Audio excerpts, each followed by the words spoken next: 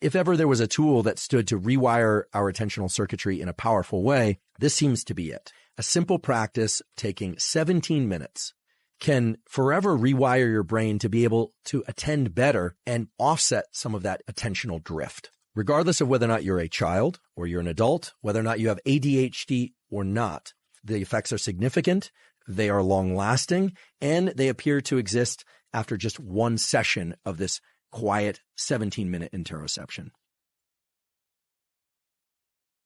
So let's take a step back and think about how we focus and how to get better at focus. And I'm going to share with you a tool for which there are terrific research data that will allow you in a single session to enhance your ability to focus, in theory, forever. And no, I'm not going to try and convince you to meditate.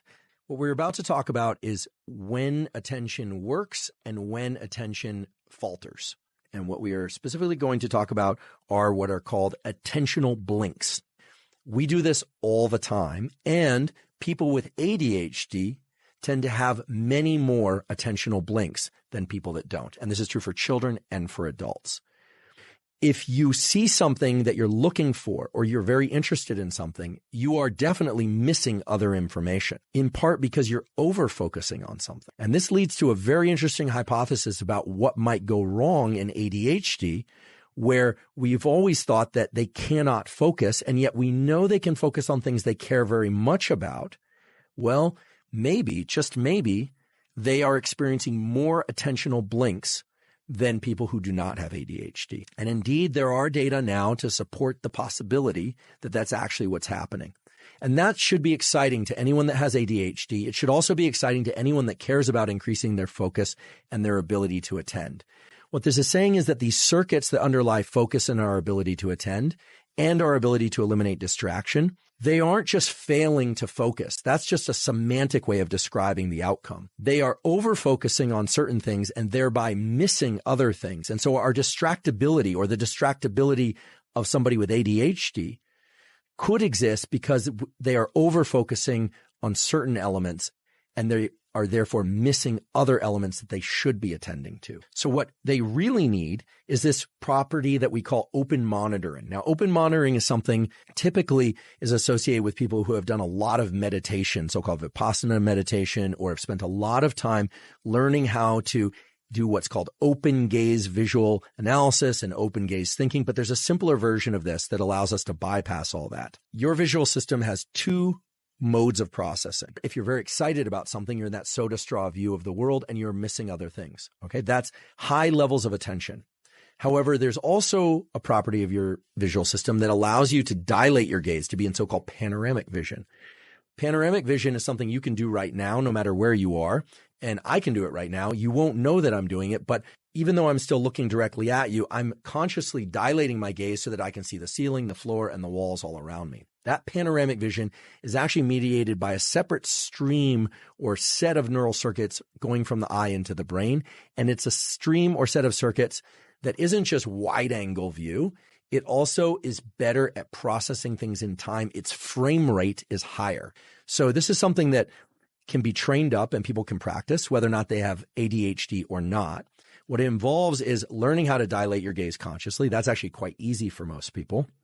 Whether or not you wear corrective lenses or contacts or not, you can consciously go into open gaze and then you can contract your field of view as well.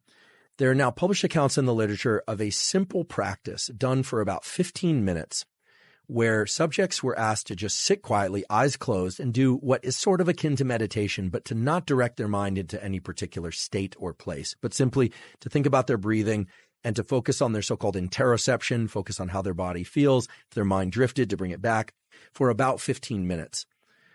That might not seem like a significant or unusual practice or that it would have any impact at all, but remarkably, just doing that once for 17 minutes significantly reduced the number of attentional blinks that people would carry out. In other words, their focus got better in a near permanent way without any additional training.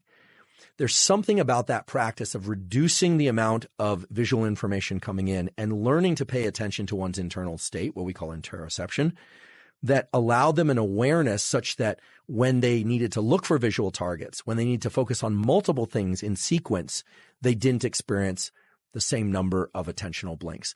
And I should mention, not incidentally, as people age and their working memory gets worse and their ability to focus gets worse, the number of attentional blinks that they carry out goes up.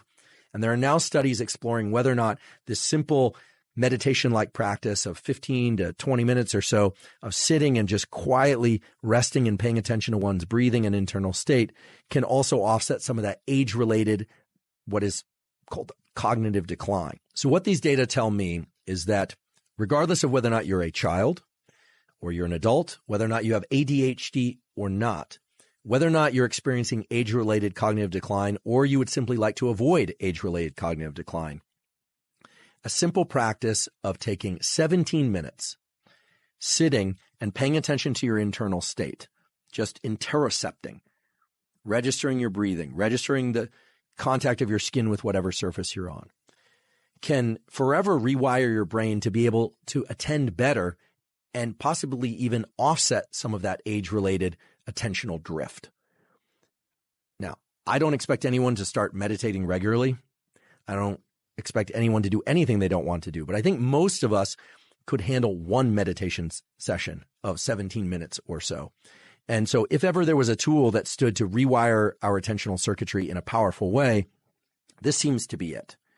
And in addition, the ability to engage in panoramic vision, to dilate our gaze, this so-called open monitoring that allows the brain to function in a way that it can detect more information faster. That's a powerful tool as well. And the beauty of that tool is that it works the first time and it works every time.